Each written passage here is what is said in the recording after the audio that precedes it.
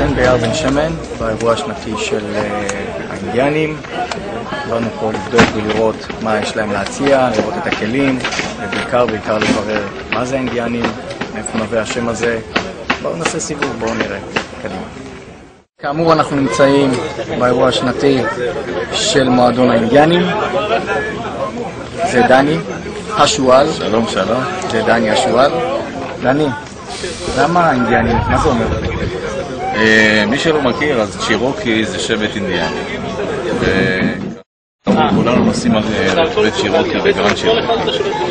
ואינדיאנים זה היה מאוד מתאים לקבוצה הזאת. מפגש אינדיאנים. משם זה מגיע. כל הכבוד, כל הכבוד. בהחלט יש פה דברים יפים. יש משהו שאתה יכול לספר לנו עוד על המועדון, על הפעילויות? כמובן. כל החבר'ה פה למעשה, חבר'ה שאוהבים לטייל, אוהבים את המכונים שלהם. כולם פה מטפלים כמעט באופן עצמאי. ברשותך, אני אקח אותך פה לסיבוב, תראה לי כמה רכבים יפים, תסביר לנו עליהם, או את בעלי הרכב שלהם, ונתקדם עם זה.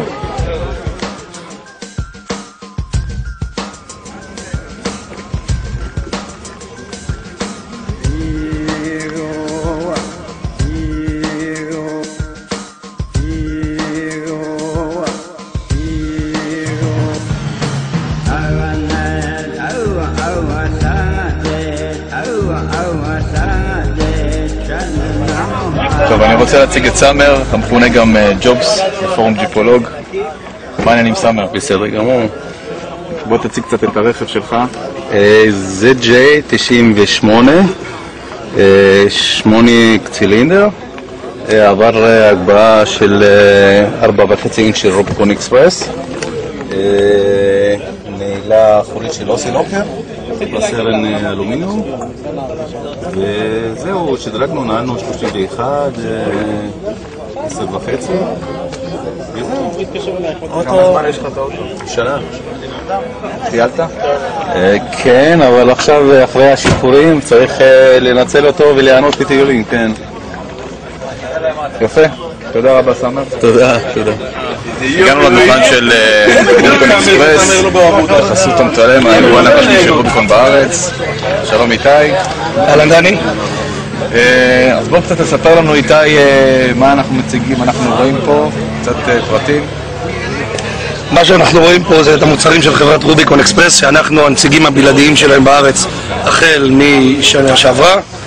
מה שרוביקון אקספרס מתמחה זה מערכות מתלים לכל רכבי מותג ג'יפ, ואך ורק מותג ג'יפ, כך שהם מתמחים בזה בצורה ברמה הכי גבוהה שיש, בין אם זה זרועות עם מיצבים מתכווננים שנקראים סופרפלקס, שהם גם ברי שיפוץ אחרי שימוש, לבין אם זה תושבות רילוקיישן למוט פאנארד, מוטות שפור מחוזקים ומתכווננים לכל סוגי הרכבים, גם המוגבהים וגם לא, בולמי זעזועים ברמה גבוהה.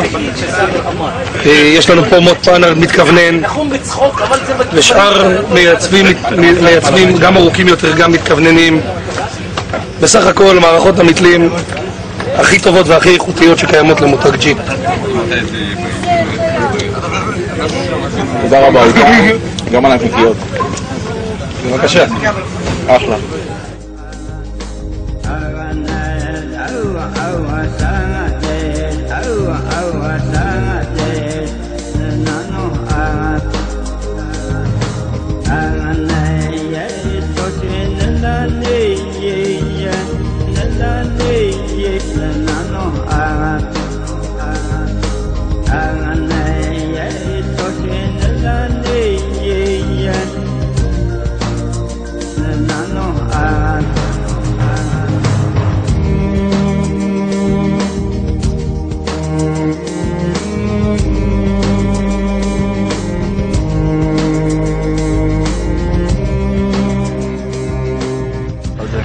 טוב, אנחנו פה עם סמואל מטריפנט. שלום סמואל. אהלן, מה שלומך? בסדר, אם בוא בבקשה תציג ברשותך מה אתה מציג כאן. בגדול, אני הקמתי חברה שמתעסקת בכל מה שקשור להערכת השהייה ועשות אותה הרבה יותר נעימה והרבה יותר בטוחה למטיילים. לא רק מטיילים, גם אנשי שטח כמו מודדים, כמו חברת חשמל וכו'. מה שמשותף לכולם בגדול זה שהם צריכים דברים בסיסיים כמו מים, הם צריכים מערכות אוויר, הם צריכים את כל מה שקשור למחשוב, יש המון ציוד שקשור לאוכל. בקיצור, כשאנחנו מתחילים להרים את כל הציודים האלה, אנחנו מגיעים למצב שעושים איזו חבילה ערבית, וזה הצבא לימד אותנו לעשות את החבילות הערביות האלה. ומה לעשות, אנחנו נמצאים בתוך כלי שהוא בעצם כלי שנע, ולעיתים הוא נע מהר, ולעיתים, או בדרך כלל, כשהוא נע בשטח הוא נע ויש מהמורות, ויש בורות, ויש שפצים, ואנחנו צריכים להגן את הציוד הזה, כיוון שסתם כדי לסבר את האוזן, אימפקט של בקבוקון 300 מיליליטר של מים במהירות של 90 קמ"ש, חלילה התנגשות, האימפקט הוא של 500 קילוגרם. בקיצור, אני רוצה להגן את זה, לא רק להגן את זה, אני רוצה שזה יהיה נגיש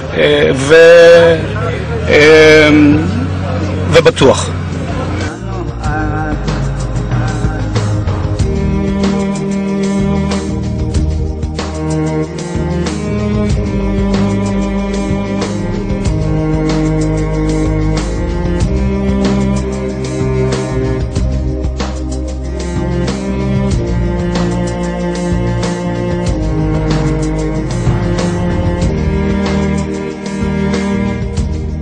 קפיצי אוויר בעצם מחליפים את הקפיץ הצליל, או במקרה של קפיץ אלים, סופות למיניהם, יש מה שנקרא הלפר קיט.